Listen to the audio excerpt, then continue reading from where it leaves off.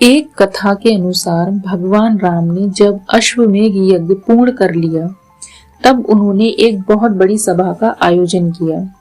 इस सभा में राजा महाराजाओं सहित ऋषि मुनि भी आए हुए थे। सभा में आए नारद ने एक राजा को ऋषि विश्वामित्र के खिलाफ भड़का दिया। उस राजा ने ऋषि विश्वामित्र को छोड़कर सभी को प्रणाम किया।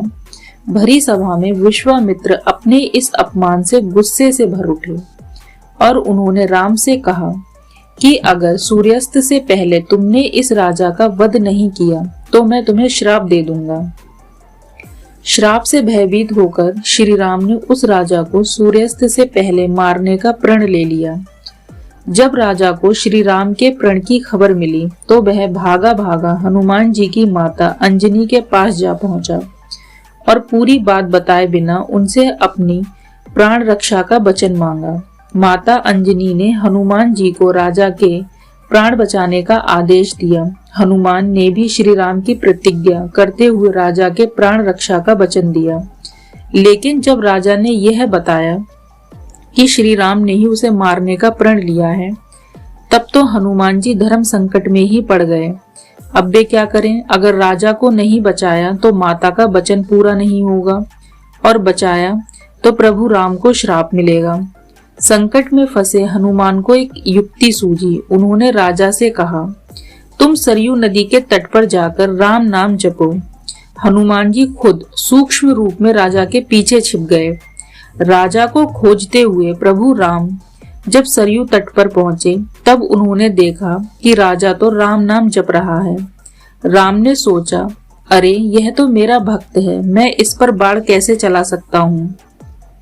राम वापस महल लौट आए और विश्वामित्र से अपनी दुविधा कही, परंतु विश्वामित्र अपनी बात पर अड़े रहे और राम को फिर से राजा के प्राण लेने के लिए सरयू नदी के तट पर आना पड़ा। जब हनुमान ने देखा कि प्रभु राम दोबारा से वापस आ रहे हैं तो उन्होंने राजा से कहा, अब तुम सिया राम जपो। उधर राम ने राजा को मारने के लिए शक्ति बाण निकाला, लेकिन जब उन्होंने देखा कि राजा तो सिया राम जप रहा है तब राम फिर से दुविधा में पड़ गए, क्योंकि सिया राम जपने वालों पर शक्ति बाण असर नहीं करता। वे बेबस होकर महल लौट आए। उधर विश्वामित्र ने जब देखा कि राम राजा को बिना मारे ही वापस लौट आए हैं तो वे उन्हें श्राप देने पर उतारू हो गए। मजबूरन प्रभु राम को फिर से सरयू नदी के तट पर जाना पड़ा। इस बार राजा हनुमान के इशारे पर जय सिया राम जय हनुमान का जाप करने लगा। राम ने सोचा, यह तो मेरे नाम के साथ साथ शक्ति और भक्ति की जय बोल रहा है। इस पर तो अब मेरे कोई अस्त्र शस्त्र असर नहीं करेंगे।